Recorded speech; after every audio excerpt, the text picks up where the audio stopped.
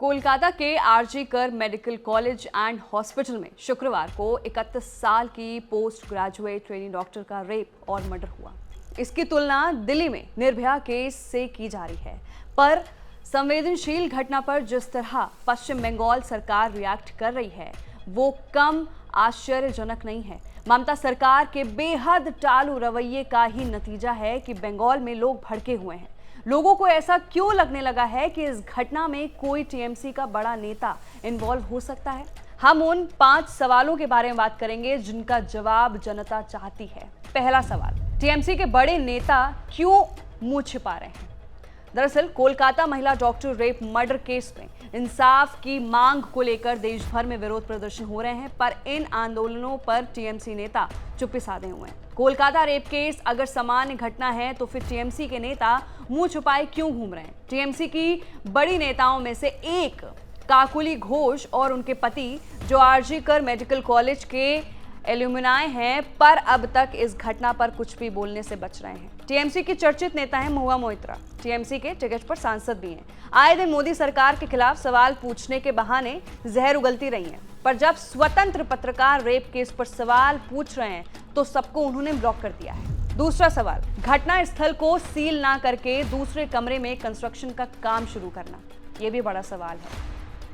दरअसल कोलकाता के आरजी कर मेडिकल अस्पताल के हड़ताली डॉक्टर्स का कहना है कि अस्पताल के जिस सेमिनार हॉल में इस जघन्य अपराध को अंजाम दिया गया उसे सील किया जाना चाहिए था। सेमिनार हॉल को सील क्यों नहीं किया गया? वो सवाल काफी हद तक सही भी है। तीसरा सवाल, भ्रष्टाचार के आरोपी प्रिंसिपल पर उठ रहे हैं सवाल। रिजाइन प्रैक्टिस ना करके क्यों दिखाई मेहरबानी, ये सवाल है। दरअसल आरजी कर मेडिकल कॉलेज के प्रिंसिपल पर भ्रष्टाचार के कई आरोप पहले भी रहे हैं। रेप और हत्याकांड की इस विभत्स घटना के बाद उनके इस्तीफे की मांग फिर जोर पकड़ी। कॉलेज के प्रिंसिपल संदीप घोष ने सोमवार को अपना इस्तीफा भी दे दिया। इसके बाद इस्तीफे की मांग करने वाले प्रदर्शनकारी शांत हो गए थे, लेकिन ममता बनर्जी सरकार ने प्रिंसिपल घोष का इस्तीफा स्वीकार ना करते हुए उन्हें दूसरे कॉलेज का प्रिंसिपल बना दिया। चौथा सवाल, डॉक्टर के बयान से भी उठ रहे हैं सवाल। दरअसल कोलकाता में लेडी डॉक्टर के रेप और मर्डर केस में डेड बॉडी देखकर ही ये बात पता चल रही थी कि उसके साथ बर्बरता की गई है, पर पुलिस को पहले सुसाइड लगा। जब दबाव बढ़ा तो एक आरोपी को गिरफ्तार करने की जहमत उठाई गई। अब पोस्टमार्टम रिपोर्ट की कहानी सुनकर ममता सरकार और पुलिस क्या जवाब देगी?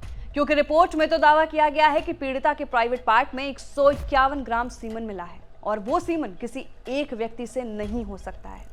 इसके बाद ये सवाल है कि क्या ये गैंग रेप तो नहीं है? वहीं पांचवा और आखिरी सवाल, सीबीआई को जांच सौंपने में इतनी देरी क्यों हुई?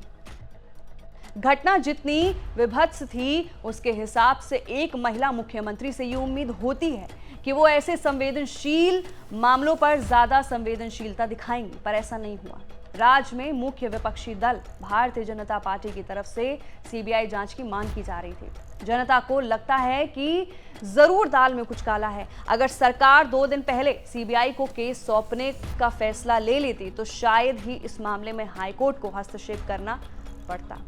भाजपा ही नहीं, इंडिया गठबंधन के दलों ने भी मुख्यमंत्री से सख्त कार्रवाई और पीड़ित परिवार को इंसाफ दिलाने की मांग की थी। तो फिलहाल के लिए वो ये 5 सवाल हैं जिनका जवाब जनता ममता सरकार से चाहती है कि ये लापरवाही क्यों हुई इस मामले में। तो फिलहाल के लिए कोलकाता रेप हत्याकांड में ये बड़ा अपडेट है। इस मामले पर और भी अपडेट्स के साथ वापस लौटेंगे। मैं थी आपके साथ पंचकसन। आप देख रहे हैं एबीपी लाइव।